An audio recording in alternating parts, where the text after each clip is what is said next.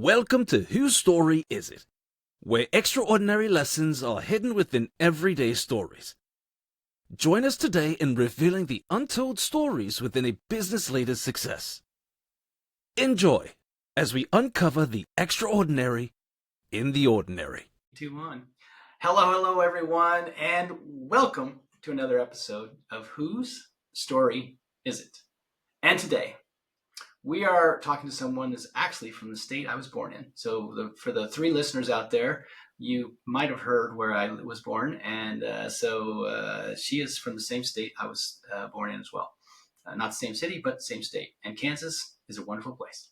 So, without further ado, let's hear it. Give us a little bit of introduction over there. Yeah, absolutely. So I live in Kansas City, and I have been here for about 6 years now. Originally, I'm from Texas and lived in New York after that, then back to Texas, and then Kansas City. So mostly moving around for work and opportunities. Have a wonderful husband that is a ridiculously supportive human being and very kind, and a just super duper cool, fun 7-year-old kiddo. Most of my career has been spent in digital product, and I love to travel. So I think we have that in common. Yeah, we do. We absolutely have. What's the last place you traveled to? The last maybe exciting place that people would find interesting was Iceland in August of last year. Oh, wow. But I've been to tons of places in the United States since then. So we were just in Colorado, for example, last month. Good. Did you drive or fly? To Colorado, we drove. Yeah. To Iceland, we flew. No. Exactly. Colorado, we just got an RV in April of this year. We've been thinking about it since I was pregnant with our son, so long time. But we kept backing off because we're financially conservative, and so we're like, we're okay with buying something or putting money into something if it's going to make us money back. So properties are great, stocks are great. But it took us 7 years to decide that an RV was an okay expenditure, knowing that it's going to only depreciate in value. But we finally did it. Pulled the trigger. Finally pulled the trigger. Yeah. Well, that's good.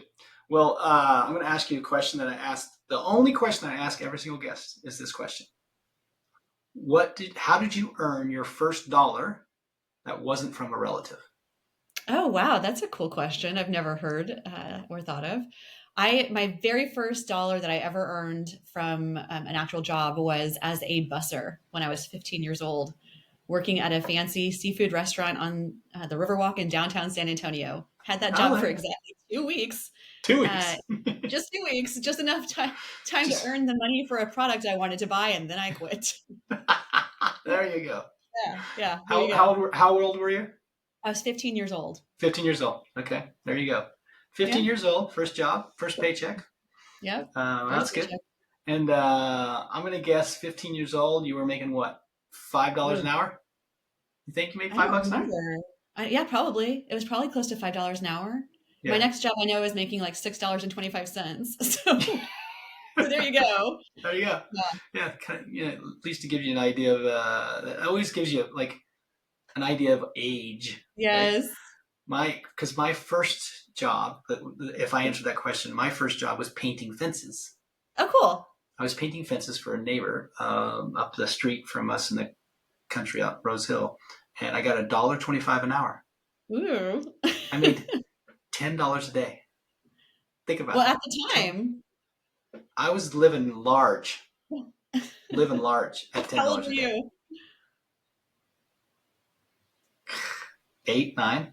Okay, very nice. See, look at you, already being entrepreneurial. Oh yeah, I was totally. Yeah, I was totally that guy. Hey, here's a good question to kind of start on. What constitutes a perfect day for you? Ooh, getting up, like laying in bed, being comfortable with my family, getting up, going for a run in very nice weather. I don't care if it's at the beach. I don't care if it's like, fall. It's beautiful here right now. Like you'd love it. Like it'd like bring back great memories. But just getting up, going for a short run, enjoying that, coming back home, making breakfast for my family. I like that task. That's something I really enjoy being able to do. I feel really good about it. And then maybe going and doing something together, maybe going like to the farm because it's fall here. So going to the farm, doing something like that. having some time to read, maybe like a creative project. I really enjoy, similar to you, I enjoy putting together like videos and podcasts and articles and things like that for my company.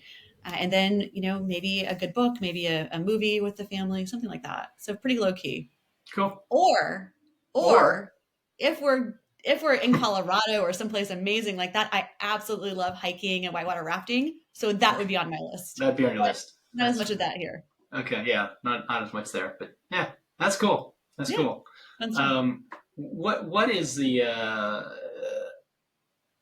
No, I'm going to change. I'm going to change that question. What would you change in your childhood? And when I say childhood, say 10 to 16. Mm-hmm. If you could change one thing, what would you change? We're not supposed to change anything, right? We're just supposed to accept what is and Exactly. move forward. But if you could change something. Well, there are two things. One is I did not have the best first serious relationship, so I kind of would love to change being involved with that human being. It was just hard, And like the husband I have now is so beautiful and wonderful. Sure. I wish that he could have been like the person I fell in love with first. So Sure. romantic. And then the other thing is that I graduated from high school when I was 16 years old. And oh wow, that's super early. Which that's like my wife did a similar thing. So I think she was 17, right? Yeah. There's some weird stuff because you're young. Like very. You're young. Like you don't know stuff yet, and it's just weird. Like I'll ask another question. Just finish or not. I'll ask another question. So. Yeah. So I feel like I was a pretty decent advocate for myself at a young age, but one of the things that I wish I had gotten accepted to Stanford and I had gotten accepted to NYU with a partial scholarship, but I stayed at home. I stayed at home and I went to school locally in San Antonio because my mom wanted me close by. Oh, and mom, you're killing me, Mom. I know. I've always regretted that. I'm like, what could have been, I mean, but then again, like I wouldn't have met my husband probably, right? So yeah. Definitely wouldn't change that. So, but that would have been cool to see like where things could have gone. Yeah. No, I'm always the guy that says, go try something new. Like I'm always like I'm always the guy who wants to say try something new whenever you have a chance. Like just go there and see what happens, right? Definitely. And that's been me as well as I've gotten older and again more independent. But when I was 16, I didn't do it. Yeah. You were going to say something about your wife. You said that she had also graduated at a young age. Yeah, she went to college at a young age too, and you just don't know things, and you don't know. Like she had a similar thing. She was in a it wasn't a bad relationship. It's just she sometimes feels that she missed out because she was in a relationship so young, right? And being in college, she didn't necessarily experience college the same way because you were in a relationship. It's just one of those things, right? Then you don't know that when you're 16, 17 years old. I didn't. Some people may know that, but I didn't understand that stuff when I was that age. So same. Yeah. There's just so much of the world that you don't have exposure to, and then you get older, and I feel like even now I'm constantly learning new things. I'm like, oh wow, fascinating. Yeah, totally. That's part of the curiosity thing that you look for in other people. I always think that makes them interesting when they're curious, right? Right. So, I'm going to turn a 180-degree turn on this. What is your most terrible memory? Terrible memory? Yes. Oh my gosh. Is it still childhood or anytime? Anytime. It could be last week. Terrible memory. Well, there are things I definitely wouldn't talk about on a podcast. So what would you talk about? That's a good one. Because I have all these things that I'm like, I could say that. I'll just say, so I'm a mom now. So I think a lot about like some of my childhood experiences and what I would do differently. So I'll share this one because it's not that bad, but it's a little bit bad. When I was, I don't know, somewhere between 8 and 10 years old, I had made up my mind that I was going to run away. And I didn't want to run away, but I had made up my mind I was going to do it. Sure. And what I really wanted was I just wanted more love and attention from my mom. Yep. And I told her I'm running away. And she said, okay, can I help you pack your bag? The opposite reaction I Sure. wanted. I'm like, Yeah. okay. So I packed all my stuff that I was going to take with me in Yeah. a little backpack, and I put it on, and I just took off down the street. Now, we were living out in the countryside of Texas. Like, there's no one around, right? Like, Sure. and all the neighbors that were there, very safe, knew them all. Yeah. But anyway, walking down the street, got probably like a quarter of a mile away. And then my mom starts driving up. And I'm like, oh, she came to get me. She goes, oh. And she just opens she rolls down the window and she goes, yeah, because it was a crank window. And she goes, do you need a ride somewhere? Can I help you get to where you're going? And I'm like, I gave up. I'm like, oh, she doesn't give a shit. Like, I'm not going to get the reaction that I want out of this. And so I got in the car and went back home. But I feel like that, now as I'm older and I'm like going through all like, what kind of parent do I want to be? I'm like, if my kid said he's running away, I would sit down and talk with him and try to understand why he Why? that. Why exactly? Yeah, why? Yeah, exactly. Why? Ask why. Yeah. Totally. Not like, okay, goodbye. Peace. Yeah. Oh, that's good. I really think that is a really interesting question. Yeah. And I like to ask it after something really positive was said, because it really messes with your mind a bit. Mm-hmm. And you like you did, just like, wow, can I say, a lot of people go right there like, oh, can I say that? Like they're editing what they want to say, but they really not sure if they should say it. So it's always 100%. A fun. Do you have people response. That just jump in? Yeah. And like, oh yeah, I had the one of the ones that it's already been published, but I couldn't believe he said it. I was like, wow, that's pretty rough. Like that's a story. Like I was like, guys, good job, man. That's pretty impressive that you could say that. And yeah, you just never know, right? Yeah. Yeah, but it makes for very interesting conversations. That's for sure. I'm sure. What is who's your best friend? If I ask who's your best friend, my husband, Justin. Outside of your husband, who's your best friend?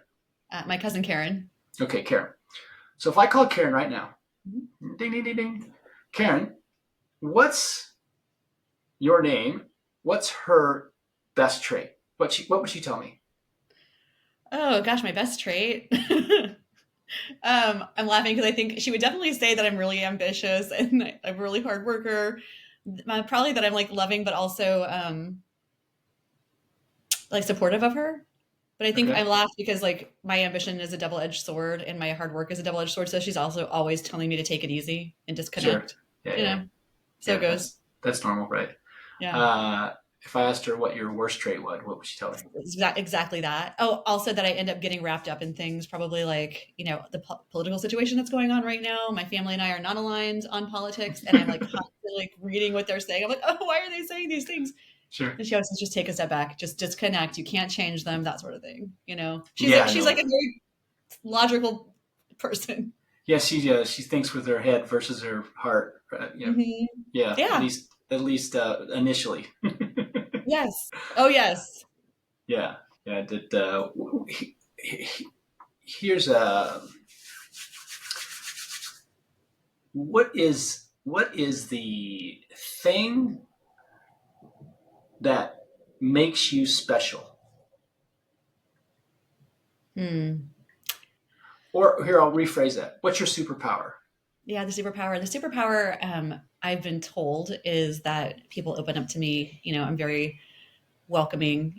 People tell me things that maybe they shouldn't say, or for whatever reason they feel comfortable, kind of really quickly. And I think that's probably true. I think that I am really good at advocating for things that need to be done, that I can pull information and resources together, that I don't feel overwhelmed often by Herculean tasks. And sometimes I do if there's too much on my plate, but most of the time I can kind of figure out different ways to get things done that I think other people would rather just take the easy path forward and not try to do like the big thing. So that's a couple different things. Yeah. Where's the let's go from your business world. Okay, put your business hat on, right? Yeah. What's the challenging part of your business today that you both enjoy and hate? Sales. Sales. Okay. Yeah. Yeah, I had Okay. never done sales in my life, and it's intimidating. Less so now, but the idea of trying to convince someone that what you're doing matters and that they should pay for it Yeah. is difficult, especially when it's face to face. If I could do it all online digitally, that would be great, but you really have to put yourself out there. So that's been challenging. Yeah. Yeah. Yeah. The business side of the business, and especially, for you who've come from basically a corporate background, right? Yeah, You worked, for people or groups, whatever, and then coming to being on your own as like you're the buck stops here, so to speak, right? You like there's no hmm, one else to blame and or pat on the back. Um, there's a transition there for some people. They never make it. They just yeah, can't get it, and some people are really good at making the transition. But there's a absolute transition that people learn about themselves really quickly, or they fail really quickly. One of the two, right? It's yeah, like you have to learn certain things to be successful especially as a solopreneur when you're starting. Like yeah, there's just so much things there that you have to be able to just be resilient at and say, it's me or it goes home. Like there is yeah. no other. Resilience. There's no back. I think, There's nothing behind me. It's like this is it. It's all you got.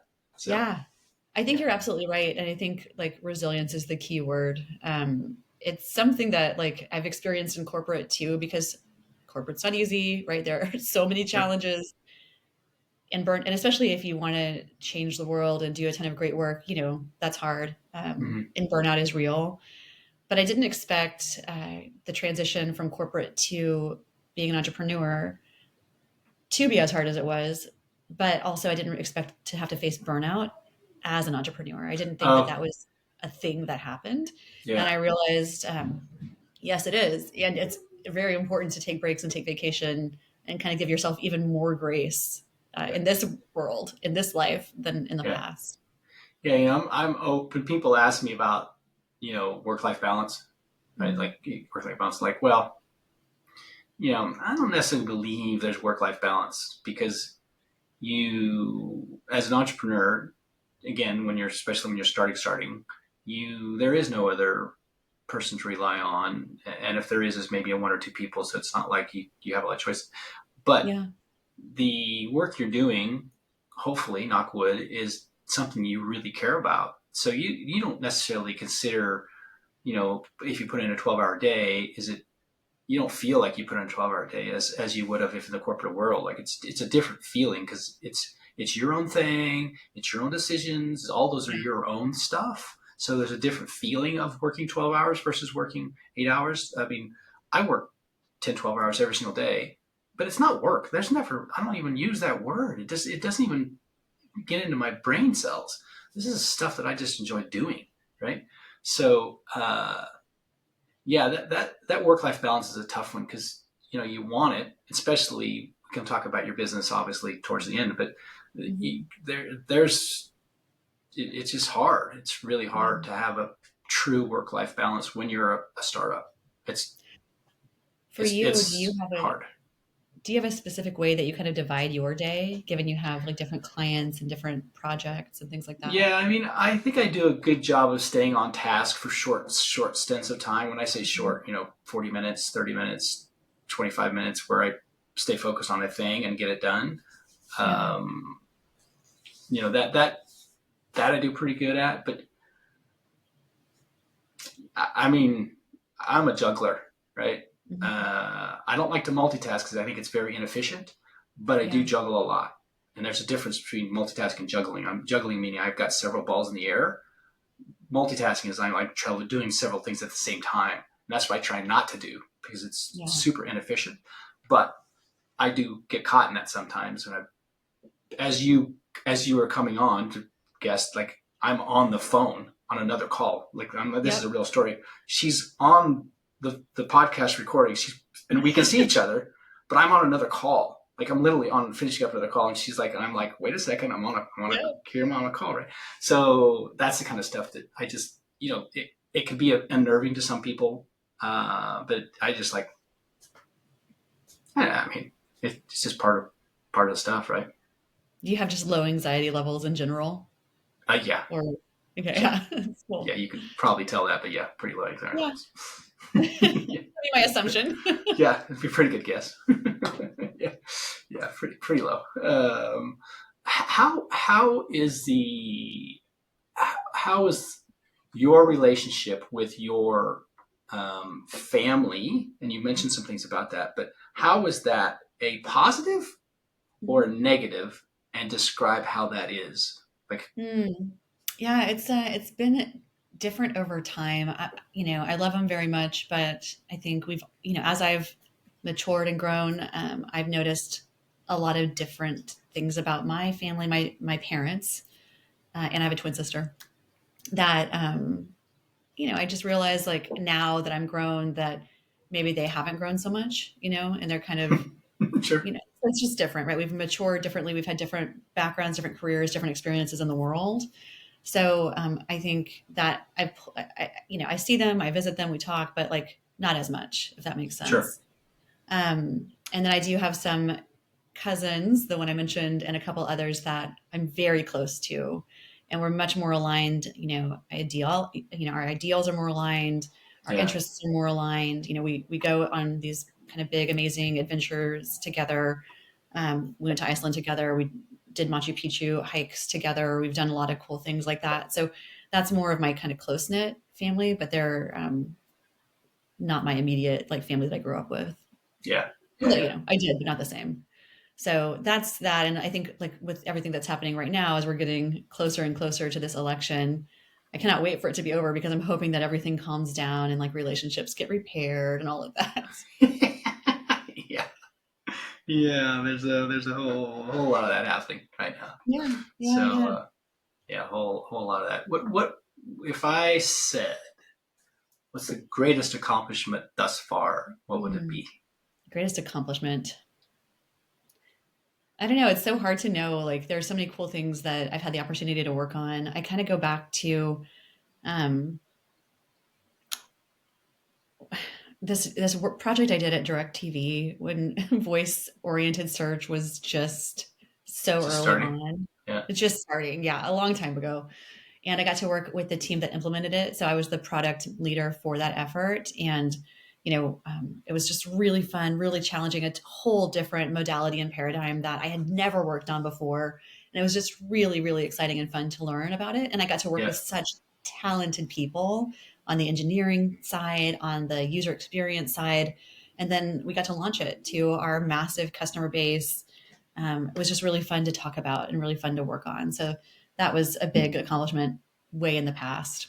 yeah. That's cool. I mean, obviously, it's stuck in your brain, right? So it it meant something to you. Definitely. Yeah.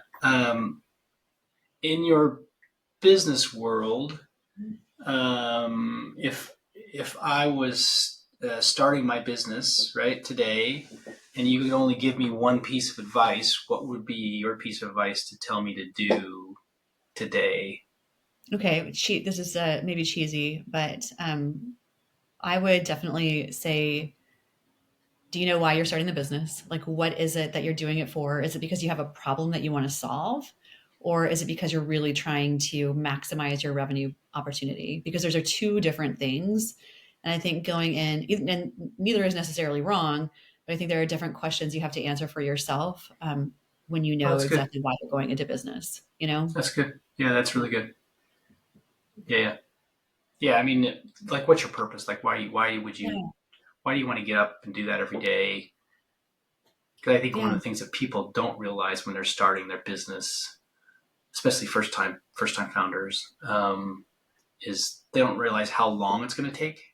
Like, because everybody 100%. has these projections, like, oh, it's 9 months, it's 12 months. Like, whatever you said, double it. I don't care what it Mhm. is. Like, just double it. Whatever you thought you're going to spend, triple it. Whatever it Yeah. is, I don't care if you think it's a 500,000. It's actually 1.5. So Yeah. it's just going to take longer. It's going to be harder. All those things. And so I think that's the thing that people don't realize because it's always not for me, right? Yeah.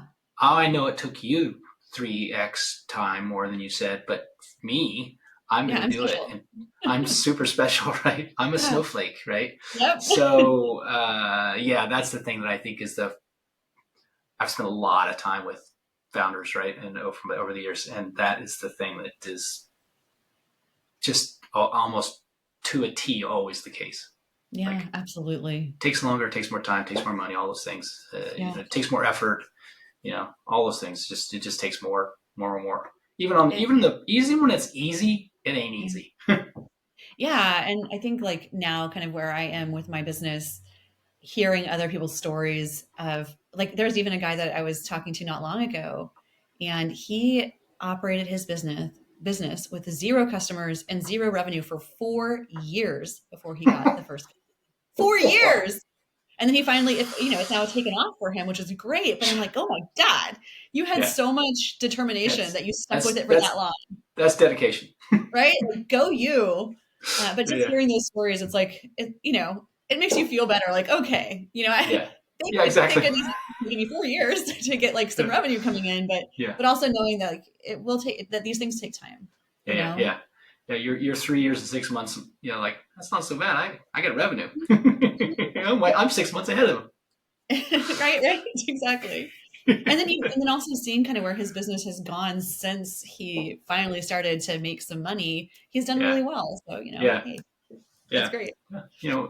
There is no overnight successes. Yeah. Although the media would like us to believe us that They there is tell no us overnight. that, right? They tell us Yeah, yeah, that. yeah. Exactly. It doesn't actually exist.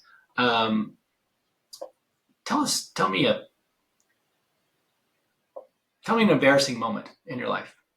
Oh God, Give me the a first one that give comes me a to mind. give me a story I will remember Uh, next week. If I'm sitting down having a glass of wine with somebody, and I'm like, hey, I was doing my podcast, and this person told me this story. Tell me a story that I'm going to remember. I have so many embarrassing stories. Okay, I'll tell you this one because I think it's maybe more memorable. So I was a freshman in high school. Um, it was the end.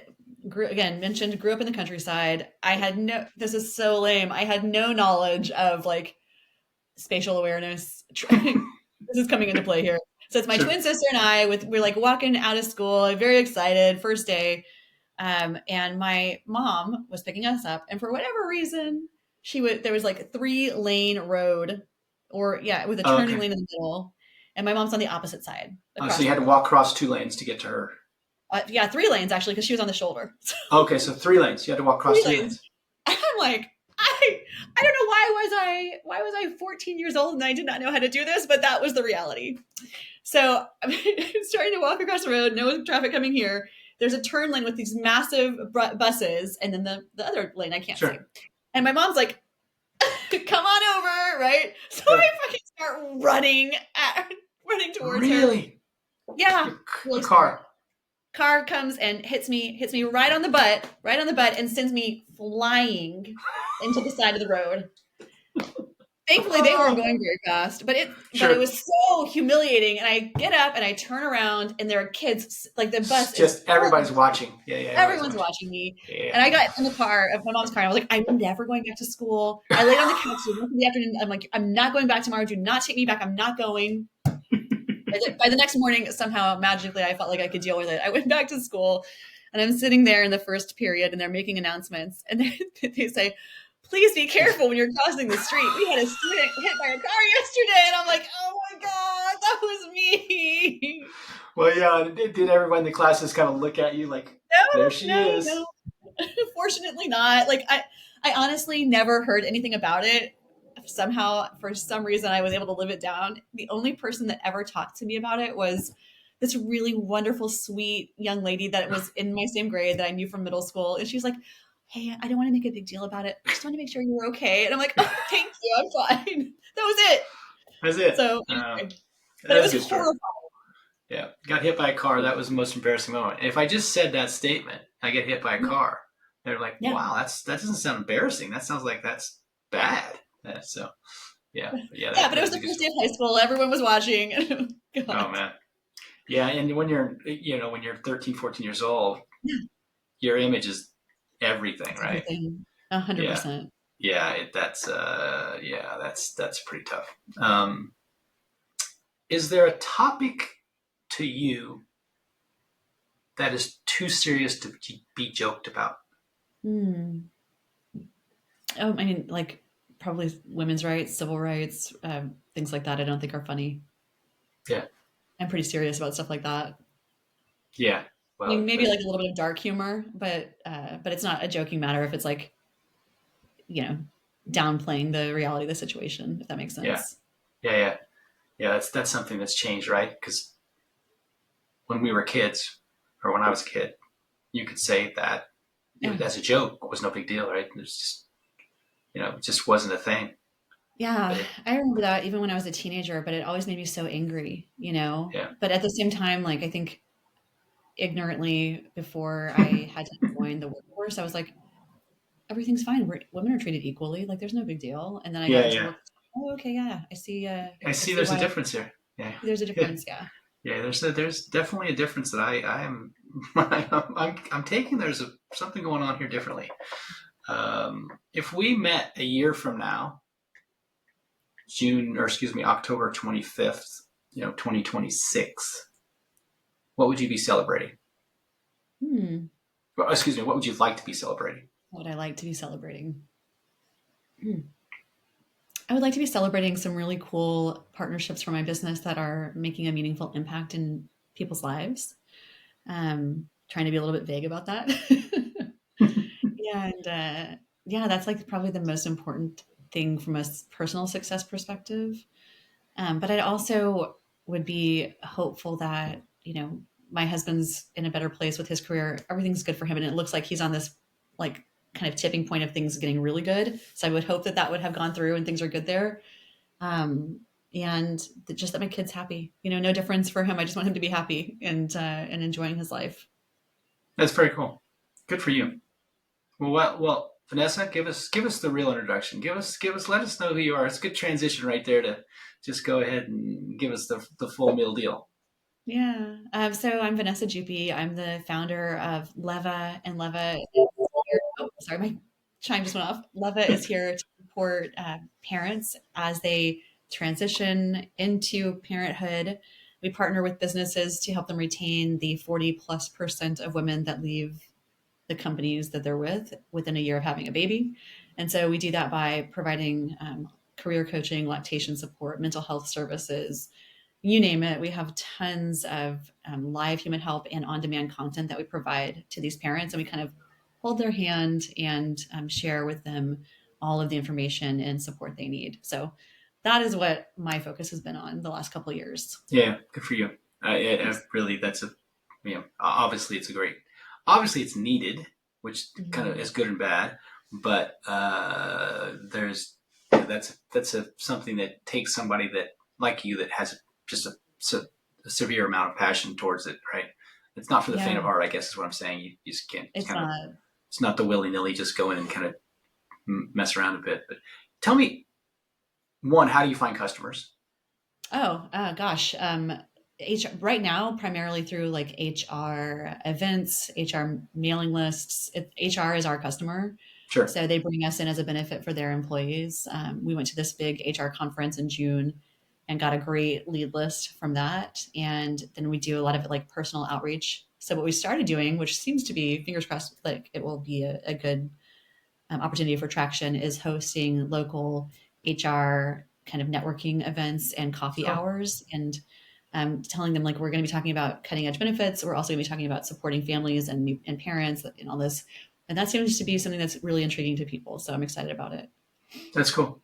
Yeah. Back in the day, when I first moved to Seattle, that was 25 years ago. I did the same similar thing. I did HR events Oh, cool. because I was doing consulting at that point in time. Really, I really wasn't. I was trying to be. Let's just say that, just to be clear here. So I was trying to be a consultant on helping people set proper goals within a corporate Mhm. environment. So Oh, cool. I my target was HR professionals. So I started this thing, which was an HR monthly meeting, and I ended up doing it in collaboration with the Chamber of Commerce in Oh, Seattle, nice. and Oh, it that's was great. massive, totally, totally way bigger than I ever expected. So But that's how it happened, was that little just started a thing. And then pretty soon it was 50 people showing up, 70 people showing up. But then it was a waiting list. And I was like, holy crap, this is way more than I ever thought. So That's really neat. yeah, yeah. HR's, they're a tough cookie because well, actually, they were tougher. I think they're a bit easier now because they're more decision-making types today than they were 20 years ago, right? So Yeah. they're I mean, not. there are some moments where they are, but everything still has to go up to the I CFO. know. Yeah, yeah. Or yeah, yeah. Or maybe the CEO, but Yeah. exactly. Yeah. But then Yeah, they're like, oh, well, how is this going to actually make us money? And yeah, it's kind of, exactly. What's the yeah. ROI on that, Vanessa? Tell me the ROI on that one. Uh, You're going to spend 2 times your employees' salary to replace them. Done. yes. Wouldn't you like Okay. to keep them? Yeah, exactly. And tell me how how have you? What's been the most challenging part for you? Not, I'm saying just to get to the point where you are today. Like, what have been like? Oh, here's a big challenge. This is a big challenge. Is there anything that like stuck in your mind? Like, I'm so glad we got over this hump or whatever. Building the product, doing the content, working with the development team, all of those things have been easy. Finding the experts, that's easy. The hard Sure. part has been learning how to sell and learning who the buyer is and learning who you have to navigate and talk to get like the decision to be a yes. So because again, my background is not sales, I've never done that, and I've Sure. never ever in my life worked on a B2B product before this. So I decided to go into healthcare that I don't know anything about. I decided to go into Sure. sales that I don't know anything about. B2B that I don't know anything about. Let's just make it It's all hard. good. Let's make it Yeah, hard. yeah, Yeah. It's all good. that's it. No I've big heard. I've deal. heard. I've heard starting a business is really easy. That's great. Totally recommend it to everyone. um, and thus far, what has been the most rewarding thing? Oh my God, the most rewarding thing is to see a parent using the product. Like, oh, we published this new article. They read it. They went and did this. They contacted this consultant. They had this session.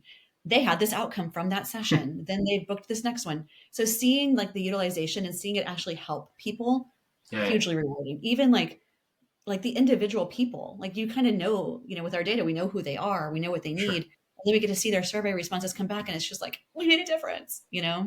So that's Yeah. That's amazing. cool. Yeah. Yeah. I guess. Do you? I'm going to guess based on just stuff you do a bit of like outward, like speaking, talking about because your thing is conversational worthy. Like it's not like boring to talk about or anything like that. Not that I'm saying all products are, but this is a bit unique because it's topical. Mhm. People care about it, and it is valuable. And it's not like it's not like you have to tell people this is valuable. Like they get Mhm. it. Just will they pay for it? Right. Right, right, right. They get that That's the it's question. important. It's just will they pay for it is the Yeah. sticky point, right? Yeah. Hmm. Do you like the public speaking part of it, or I call it public speaking? It's just Hmm. basically telling your story thousands of times, but Um, I like it now. I you like actually it now. do. I was so afraid of public speaking earlier in my career. So I think that's why the direct TV, that when you asked me what my Oh, kind of sure. most proud moment or biggest achievement was such a big deal for me, was because I had to do a ton of interviews with journalists about that product. And then which I was so petrified, but I did it. And Sure. then I was invited to go on stage with like our senior vice president at the time. And I was like, again, it was a long time ago, early in my career ish. And I did it. And I spoke in front of 2,000 people. Sure. And I realized like, oh, I can do this. Like, it's not something I have to back away from or shy away from. So anyway, that was like a big turning point for me. And now, I really, really enjoy being able to tell the story and get people Yeah. excited. And part of my 2025 plan is to try to get out there in a lot of more meaningful ways to kind of build that audience. Yeah. Because I would just guess if you're good at that, meaning speaking in front of people, that this is worthy of having conversations about in our largish audiences, right? Like they Mhm. would want to do this. This is something that you could probably book and do more of, I would think. And you, not to pat you on the back, but you seem very well spoken. Like, Oh, thank you. I you're, appreciate that. there's, you bump into people that you're like, oh wow, she's totally can nail it, right? Like, yeah, it's just, but that's why I asked that question about do you like it? Because some people just do it because they have to, and some Yeah. people do it because they like it, and then therefore they become good at it because they like it, right? Some of those things, but Well, yeah, it's it's kind of like that's how it started and how it's going thing. I started doing it, but I hated it, and now I'm like, yeah, oh, actually, really, it's fun. We yeah, get this to is tell kind of these fun. good stories, and we get to Yeah, make an impact and like change people's minds and hearts, and hopefully move things in a good direction. So yeah, yeah, yeah. I mean, because there's really is no. I mean, even doing what we're doing, yeah, you still come across. You can still come across very genuine and all those things that you need to do when you're selling, service, right? So, I mean, I think Zoom is one of the best things that's ever happened to to entrepreneurs, because you can sit in your little box and spew your service idea story thousands of times and not ever leave the room, right? that's true. It's Yeah, so true. Yeah, you can yeah, have a lot more conversations and meetings yeah, and at yeah. It's bats. it's it's Totally. it's yeah, yeah. It's really kind of changing the way businesses are created. And yeah, is there, if you could tell yourself, the younger Vanessa, if you could tell her what she missed out on, what would you tell her? Like, what would be the thing you would want to tell her that she missed out on? Is there something that you believe that you missed out on, or something? And it can be any point in time in your life, but like, To be honest, I because really like one of the things, not to interrupt, one of the yeah things that is interesting is because what you just said, like, I used to not like public speaking, I actually like it now, blah blah blah. yeah So there's some of these things that you've learned just because you've gotten older, right? yeah. And so, is there something that you could tell your younger self? You should have blah blah blah that, whatever that is. I try not to do that because really, like, what's the point, right? We can't Yeah, change those things, and I'm accepting of who I am and who I was, and I kind of care about my little self that felt that way.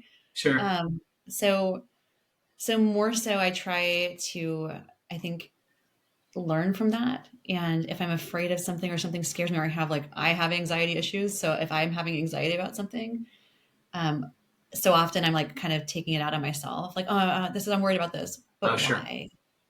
But why? Yeah, And so trying not to fall into that place and realizing that everything is solvable and everything's about perspective and the stories we tell ourselves aren't true. Like this, why was I afraid of public speaking? I was so afraid of what other people were going to think of me. oh, sure. And the Yeah, reality is like, I probably could have done a great job with it and it probably would have been fine. And maybe I would have even made some more friends when I was doing it. So now I'm not going to worry about that. Right. So yeah, those are the same things. Like there's just anxiety comes from fear. yeah. So what am I afraid of? Just kind of questioning that. Good for you. Yeah, good for you. Hey, Well, it's all a work in I've progress. yeah. Oh well. Yeah, we're all work in progress. I mean, it doesn't matter. Like, it doesn't matter how old you are. You're still a work in progress. Yeah. It's been wonderful. I you know always like meeting fellow Kansians. Is that the right word? Is that the right term? Oh, Kansian? Kansans. Kansans. Kansans. That's right, Kansans. Um, it's always nice to meet other fellow Kansans. So, Yeah. best of luck to you. Keep up, all Thank the you. great, because you're actually doing something very, very needed, and there needs to be more of you doing that, right? There needs to be more people Well, kind of thank you with so the. much for having me on. I really appreciate it. Yeah, no, it's fun. Like I said, this is the best thing since the invention of the wheel for me. I just love this stuff. So, you have a great time. Say hello to Kansas City. I love that. I actually do like that city. It's quite fun. That's a cool city. Yeah, it's a cool city. Yeah, and are you a Chiefs fan? Yeah, they're all right. Ah, you're not a Chiefs fan. You're I not. know. I'm not from here. It's fine. They're fine. I hear we might be getting a WNBA team, and I love basketball, so I will be absolutely on board with that. Yeah, absolutely. Yeah, totally, totally. Yeah. Well, even though I'm a Chiefs fan, I'm not a Chiefs fan at all. I'm a big Steelers fan. I have been my whole life, even when I live in Kansas. So I don't care about those damn Chiefs. So yeah, it's all good. Well, it's great meeting you, and thanks for spending the time today. I really appreciate that, and best of luck. So keep it up. And well, that's a wrap on another episode of Whose Story Is It? We grow our audience mostly through friends sharing with friends. So please share this with a friend you care about, and of course, share it on your social media. We love that. Also, if you think listening to the podcast was entertaining and valuable, then please subscribe to next week's episode. So keep moving it forward and join us next time as we continue to uncover the extraordinary in the ordinary. Have an amazing day.